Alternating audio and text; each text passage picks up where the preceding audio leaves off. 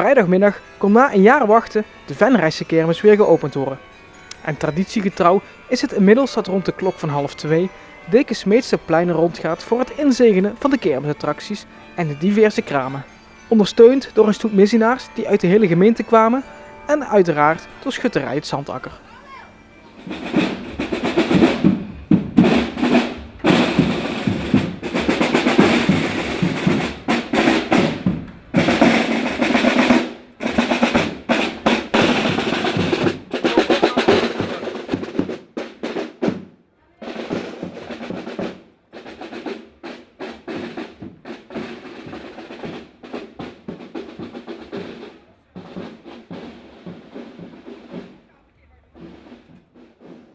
Deke Smeets, je bent bezig aan uw jaarlijkse rondje. Wat bent u aan het doen?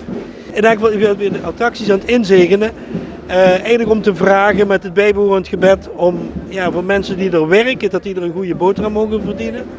En mensen die er komen eigenlijk om plezier te hebben, dat die op de kermis ook het plezier om het leven mogen vieren. Maar ook als het even kan en ook veilig. Hè? Want we hebben nou gezien in Amerika met het gruwelijk ongeluk wat het kan brengen allemaal. Dus het is niet helemaal zonder gevaar. Dus vandaar vragen we om Gods bescherming er ook bij. En voor de hoeveelste keer doet u dit?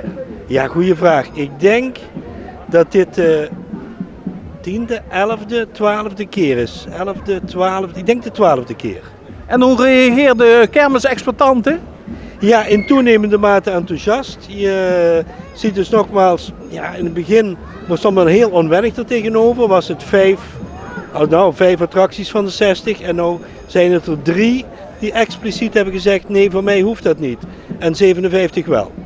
Dus het rondje duurt tegenwoordig een stuk langer als voorheen? Ja, daarom noemen we dit interview ook lopend, omdat we anders tijd tekort komen. We hebben nog 1 kleine stop nu op de Schoolstraat voor de laatste 3 en dan hebben we ze gehad. Veel succes. Hartstikke bedankt en voor iedereen een goede kermis gewenst hier in Venray. Met de opa's en oma's om gezellig de kermis te vieren. Nadat alle exploitanten die zich op hadden gegeven bezocht waren, werden op het kinderplein, dat zich dit jaar op het Gouden Leeuwplein bevindt, de officiële handelingen verricht.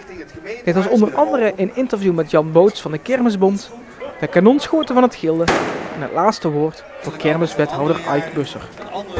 Wethouder, het startschot is gelost. Wat mogen de mensen verwachten? Kermis 2017. Nou, de kermis 2017 is een kermis in een iets andere opstelling dan dat we gewend zijn. Monsieur Gommelsplein is geen kermisterrein meer. We staan nu met de kinderkermis hier op het Gouden Leeuwterrein.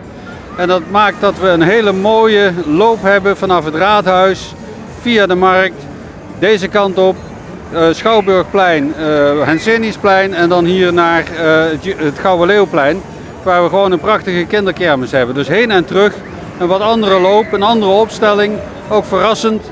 Om weer eens de mensen te prikkelen om op de kermis ook nieuwe dingen te zien. U had wat kritische kanttekeningen zojuist. Ja, ik vergeleek het even met een paar jaar geleden. En toen dacht ik, die kermis in Venray verandert ontzettend. Vroeger kon je op iedere hoek van de straat zien wat volgende kermislocatie was. Want je zag van een stukje attractie of je keek in de lucht en dan zag je ook, daar zal wel wat staan. Want ik zie een reuzenrad of ik zie een uitkijktoren.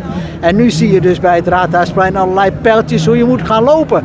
En dan denk ik, dat is niet des kermis. Kermis is voor het publiek zwerven over het hele kermisterrein. Het enige periode per jaar dat men een beetje mag zwerven in Venray.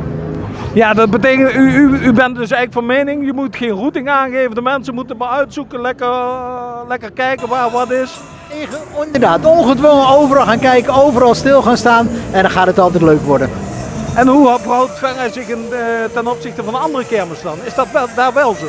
Nee, die andere kermis heb ik nog niet meegemaakt dat er bordjes staan hoe je moet lopen. Want daar zijn de mensen het ook van oudsher gewend hoe de route is die ze moeten lopen. En wat betreft de plaats van Venray in de Nederlandse kermis, top 100, denk ik wel dat je zo rond de 25e plaats mag denken. Kijk, het gaat er niet om hoe groot je kermis is, hoeveel attracties er staan. Het gaat erom hoe gezellig die is en hoeveel mensen er met plezier naartoe komen. Met andere woorden, de beleving. De beleving, dat staat voorop bij iedere kermisexploitant. Hij wil gewoon de mensen een hele leuke middag bezorgen of een leuke avond. Wat kunt u Venray aanbevelen om juist die beleving te stimuleren, te verbeteren? Om toch weer een beetje te kijken naar het verleden, hoe het toen was en met de ervaringen van toen de nieuwe kermis opzet te maken. En ik denk ook, maar ik ben geen waarzegger, dat daar straks in het kermisrapport ook misschien wel komt te staan. Meneer Boots van de Kermisbond had net wat kritische geluiden met name over die routing. Ja, dat zijn we van meneer Boots gewend. Die doet dat graag op voorhand al. En dan straks bij de evaluatie op woensdag, dan valt het meestal ook wel weer mee. Dan zijn die kritische geluiden ook weer wat minder. Dus we zeggen altijd, ervaar het eerst, beleef het eerst. Als die 6 dagen voorbij zijn, dan kunnen we daar een goed oordeel over vellen. Hoe staat het met het aantal attracties en wat zijn de hoogtepunten, primeurs? Nou, er zijn geen primeurs voor Venray dit jaar. Er zijn ook geen grote investeringen gedaan het afgelopen jaar in nieuwe attracties. Dus de hoogtepunten, ik zou zeggen, de Kermis Venray is 1 groot hoogtepunt. Kom er vooral naartoe. Er is een mooi programma met heel veel activiteiten. Er is zelfs ook maandag extra de Bing Bang Tour. Dus kom gewoon kijken, kom naar Venray en amuseer je hier. U zegt heel veel activiteiten, wat is er zoal te doen die 6 dagen? Nou, die 6 dagen hebben we onder andere ook hier de kroegentocht. Dus dat is een hele leuke ervaring om op maandag deel te nemen aan een horeca-evenement en een kermisevenement.